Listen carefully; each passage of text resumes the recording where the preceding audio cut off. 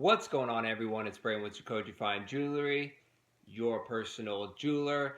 FDT 2016 wants to know, is it worth adding diamonds to a watch? Let's get started. Don't forget to follow me on Instagram at JACOJE Fine Jewelry.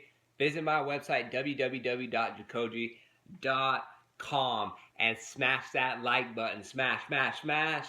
Smash. Before we get started, I want to give a quick shout out to some pieces that I shipped out, so enjoy. First shout out goes to Demetrius out in Ohio with the diamond cross. This is the one that's on the website, just under 1.5 carats total weight.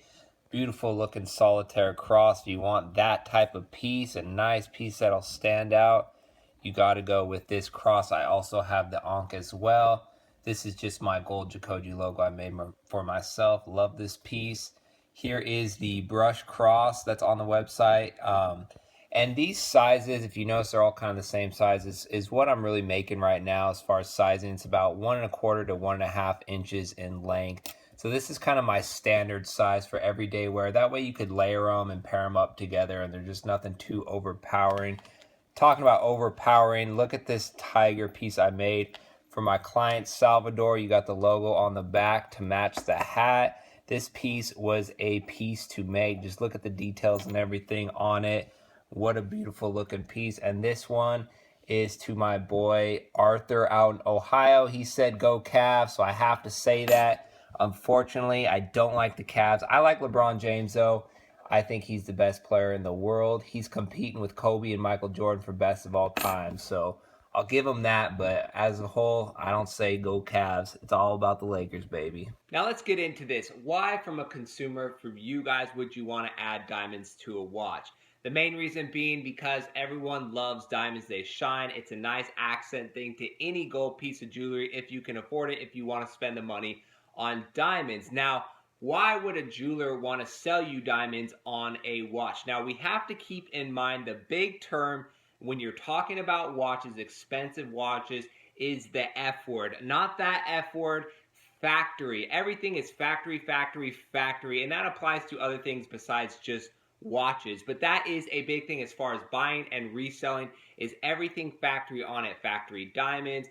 And when you buy a new watch, that's what you want. When you buy used watches, things get a little shaky from there. I'll explain why.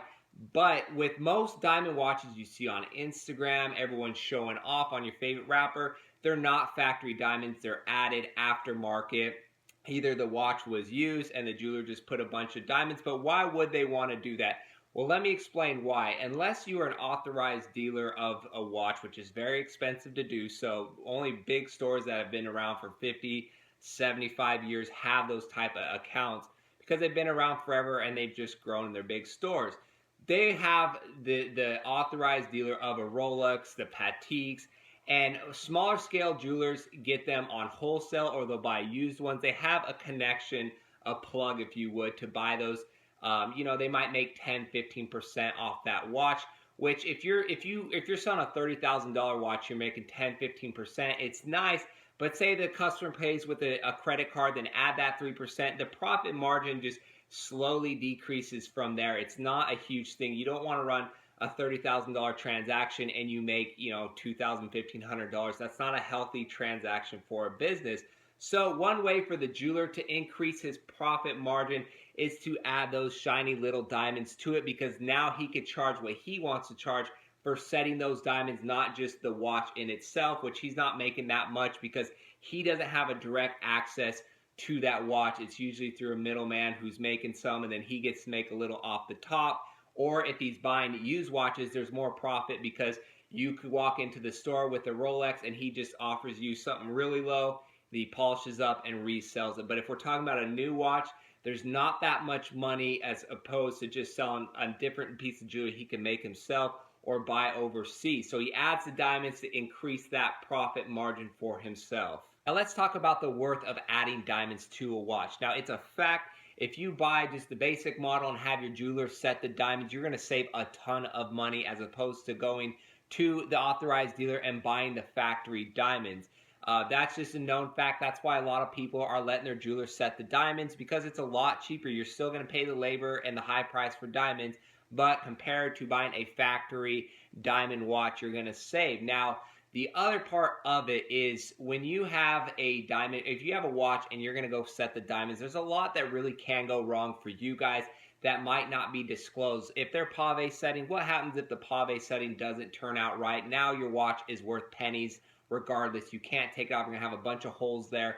It's not going to work out. And is the jeweler is a jeweler in his profession. He's not a watchmaker, or he doesn't repair watches, meaning it's like taking a brand new Ferrari to a Jiffy Lube for oil change. You know, they don't really know what they're doing with a Ferrari engine. Or you go to a Ferrari dealership and you put a Honda engine or some Honda parts in that engine, pop the hood to the salesman, he's not going to really know what he's looking like. He knows all about the car, but when it comes to the nuts and bolts of that car, I don't think he's quite an expert. So you have to have an expert with watches work on that piece. So most likely your jeweler, depending on the setting job, is going to give it to a watchmaker. Now it's out of his hands. Your watch has turned over from the jeweler to now the watchmaker.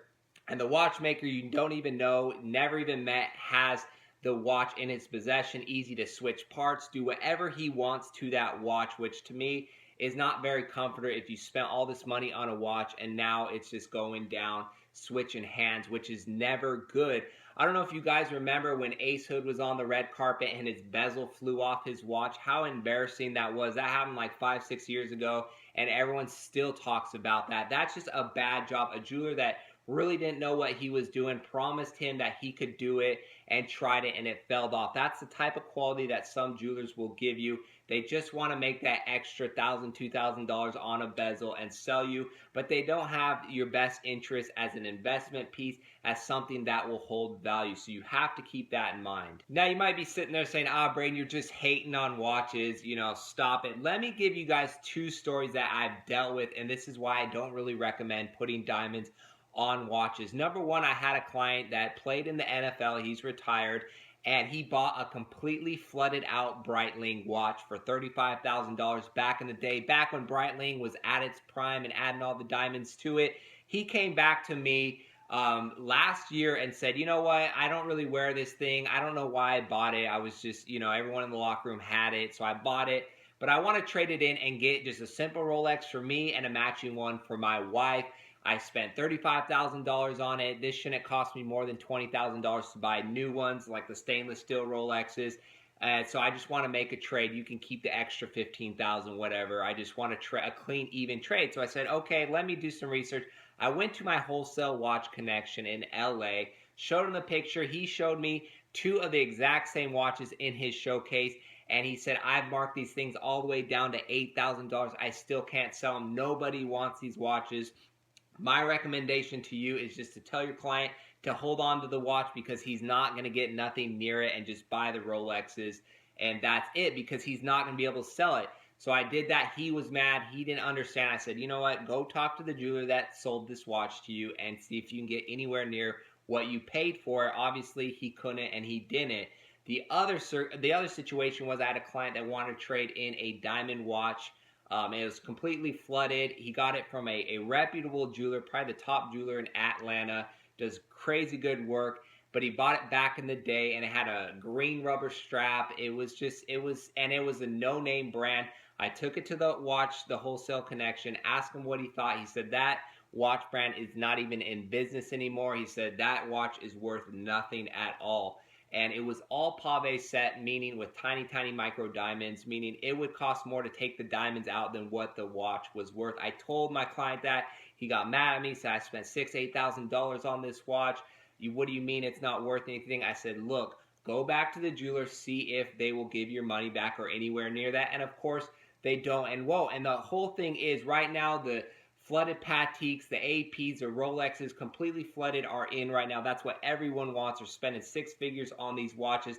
Come a year or 2 from now, no one will be wearing those watches, and they're going to be trying to resell the watches, and the jewelers are going to say, you know what, they're not high demand right now. I can't give you anywhere near what it's worth. And the value, because they're aftermarket setting, and no one really, that's a watch collector, wants a fully flooded watch. They want the factory. They want the original pieces. And they're going to be stuck with these watches, and they're not going to be happy, because that trend will come and go. That's how the jewelry works. And to spend all that money with the diamonds on the watches is not worth it to me, because there's no resale value once that trend dies down. And it will. We all know that. You know that watching this video, that the fully flooded bust down watches will come and go. And these rappers are going to say, you know, I just want something simple to wear. Maybe I can get 2 just plain gold ones and trade this diamond one. It's not going to happen because the market won't be there. That's my opinion on the adding diamonds to your watch. I just wouldn't do it. If you want diamonds, go with factory. Save up the money and go with a factory. Go to an authorized watch dealer and buy it from them. Even if you have to spend a little more extra money, at least you know you're getting some authentic, not a watch that's the parts have been switched and you just don't know the history around that watch, because that happens a lot, believe it or not. That's it for today's video, and we will see you on our next jewelry video.